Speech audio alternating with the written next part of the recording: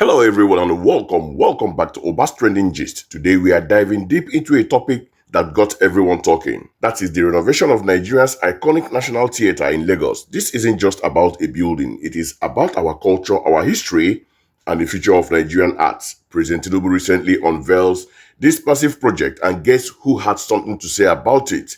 None other than our Nobel laureate, Professor Wole Soyinka. Known for his fierce independence and sharp critique, Soyinka's perspective on this development is, as always, both significant and utterly captivating. He's spoken about his mixed feelings and the journey to accepting this honor. So, without further ado, let's hear directly from the literary giant himself. Sit back and take a watch. Mr. President, your team, all of whom conspired for this evening, Mrs. President,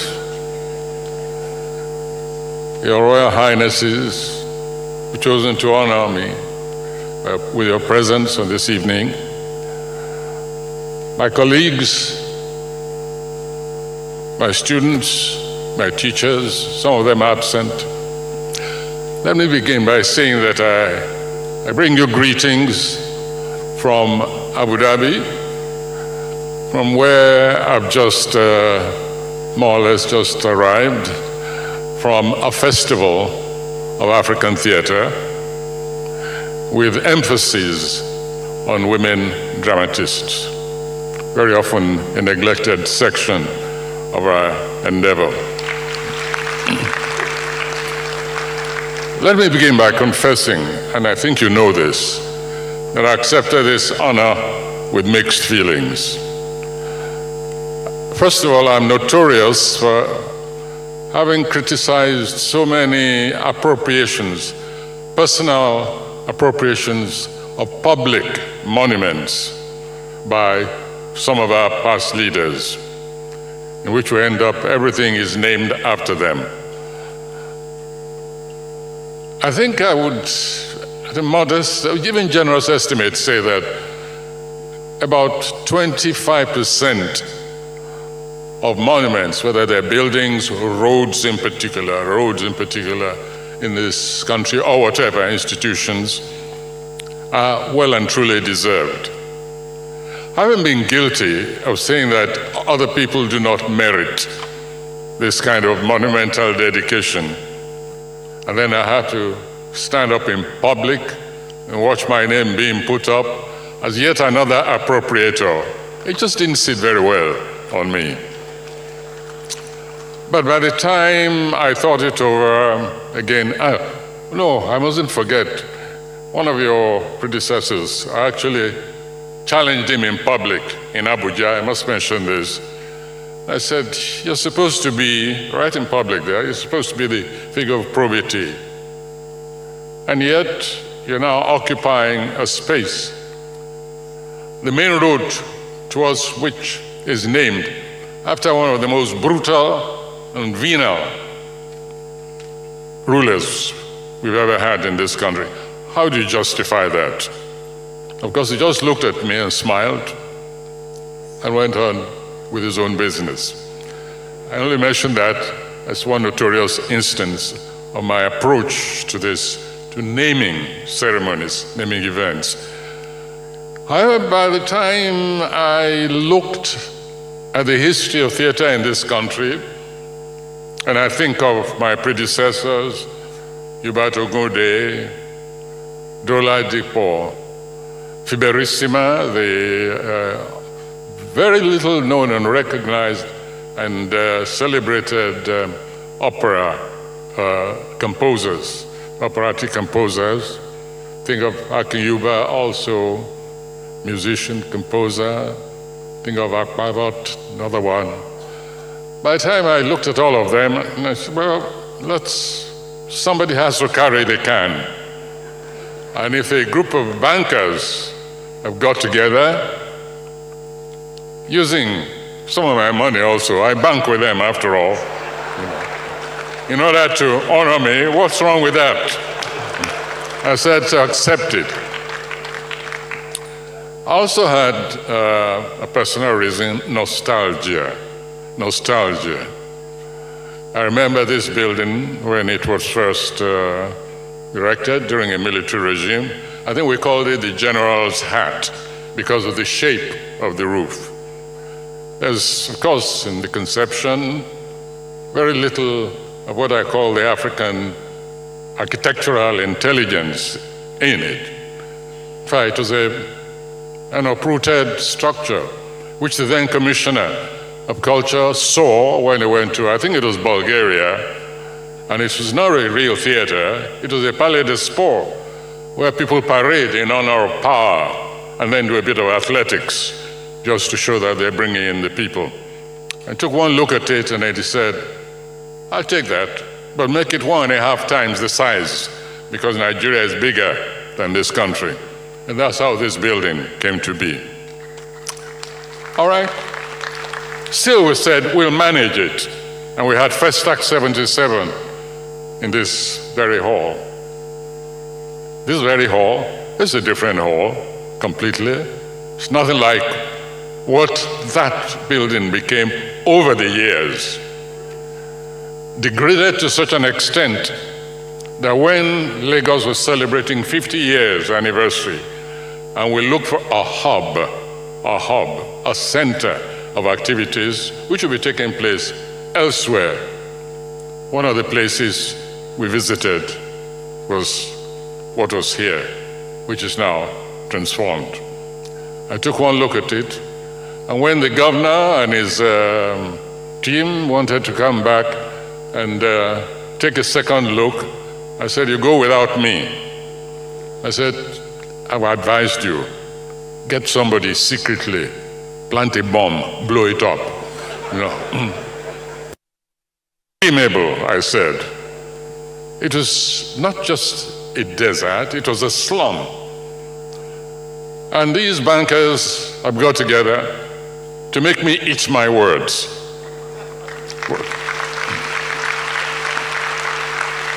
Well, if eating one's words produces a morsel like this, then it's a very tasty set of words.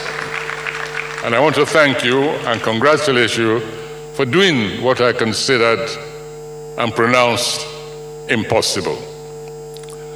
Then there's another reason why I thought I should accept. Well, I was already ambushed anyway. They'd announced it as usual behind my back. As MK Abiola would say, they shaved my head in my absence. But still, I would have raised a squawk. But then I decided, this building owes me. It owes me. And one of the reasons, one of the debts, was that this building nearly electrocuted 2 of my actors. That is how decrepit it had become. The roofs were leaking, so there were pools of water everywhere. And of course, there were electric wires also. I think, I hate to say it, almost as if they were deliberately attached to those pools of water. And I nearly lost 2 of my performers here when we came to perform Camwood on the leaves. So that was definitely one debt it owed me.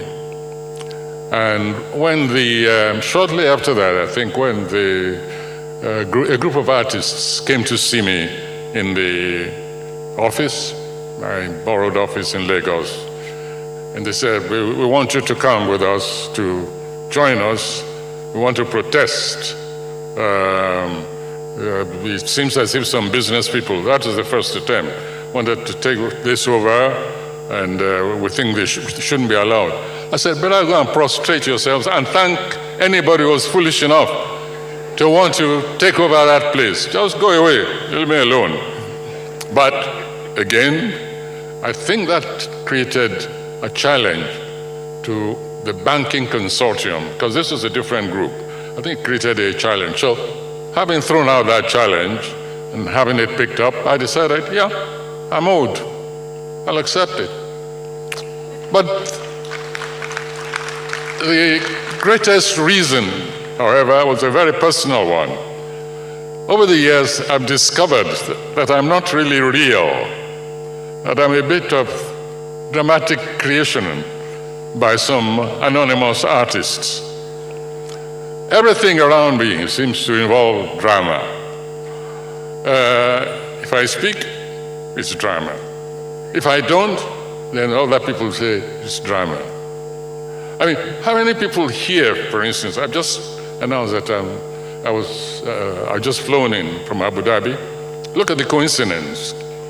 This event timed for a festival of African theater.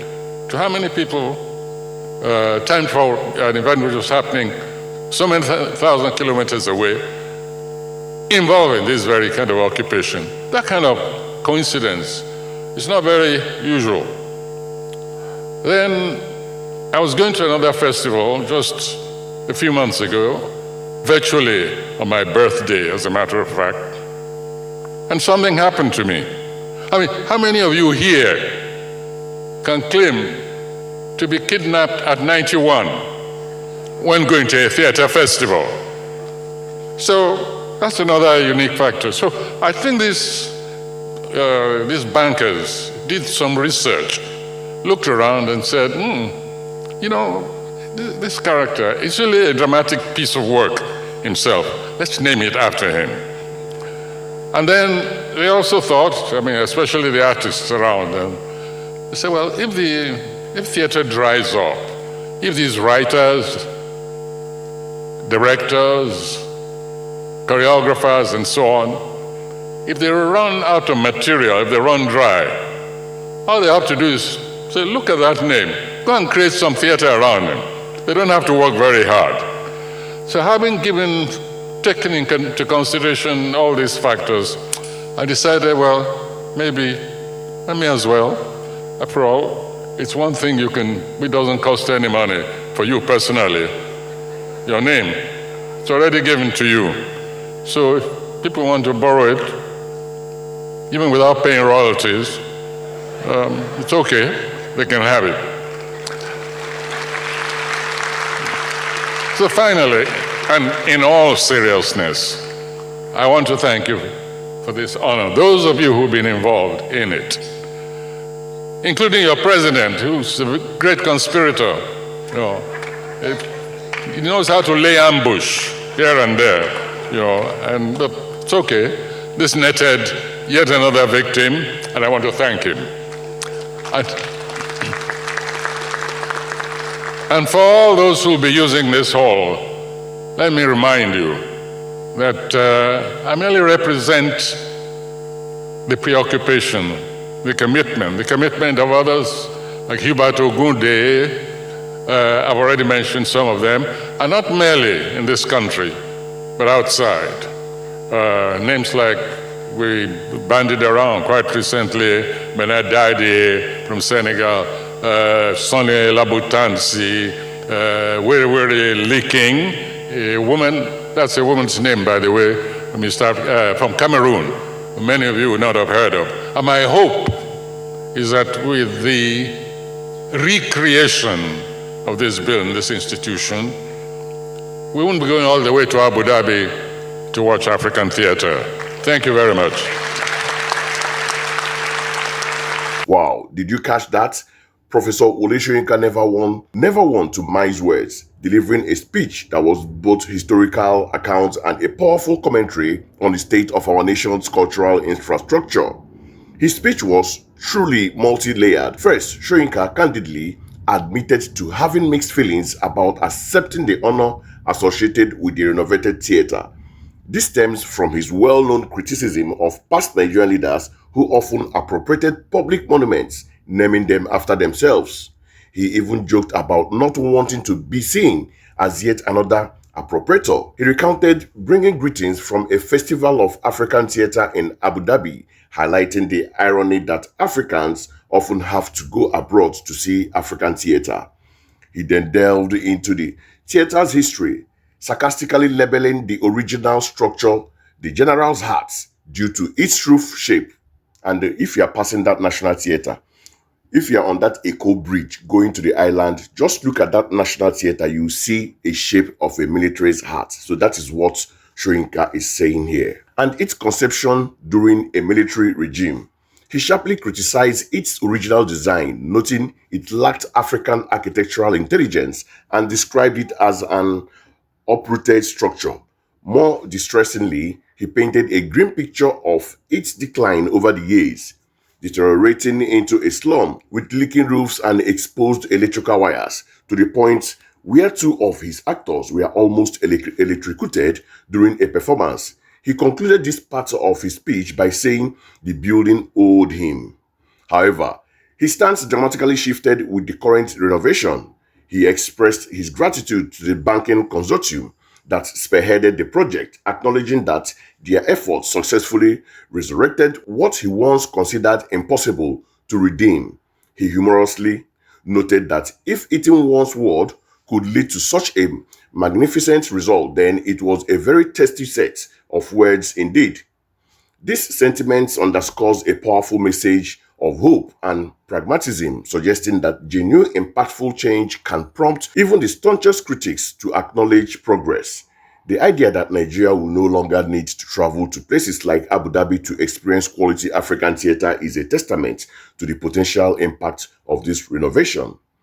Soyinka's speech isn't just about national arts theatre, it's a profound reflection of governance, accountability, and the power of collective efforts, especially from the private sector, to revive national assets and foster cultural pride. Now, for my critical take on this, Professor Wole Soyinka's speech is a masterclass in how to deliver a stinging critique while still celebrating genuine progress. It's a nuanced approach that many public figures struggles with.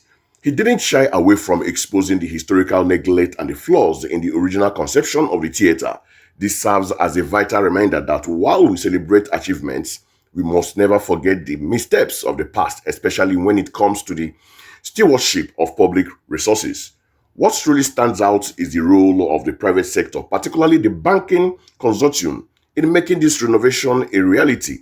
This isn't just a physical makeover, it is a potential paradigm shift for funding arts and culture in Nigeria. For too long, the arts have been underfunded and overlooked by successive governments. This project could set a precedent, demonstrating that collaboration between the government and the private sector can yield incredible results. It's an opportunity to shift the burden from solely government responsibility to a shared national commitment. However, we must also ensure this isn't a one-off. The challenge now is sustainability.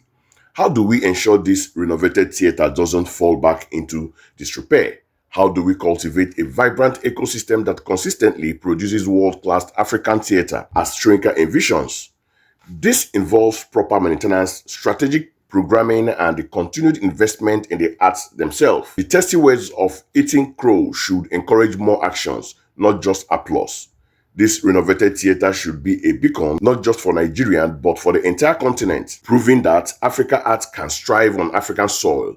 It's a call to action for everyone, from policymakers to performers and indeed to us, the audience. We have to support it, demand excellence, and ensure this culture gem shines brightly for generations to come. And that's my take on the renovated National Theatre and Professor Wole Soyinka's powerful words. What are your thoughts?